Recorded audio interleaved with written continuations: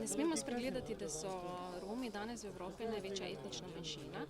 To je manjšina, ki nima ne svoje države, torej ni organizirana v neko uradno politično formulacijo. In vemo, da se Romi torej v številnih evropskih državah spoprijemajo še vedno z diskriminacijo in marginalizacijo. Te nista v bistvu od danes, ampak imata tudi neko svojo zgodovinsko podlago. In ena izmed teh podlag se zrcali tudi v genocidu, ki so ga nacisti med drugo svetovno vojno izvedli nad evropsko-romsko skupnostjo.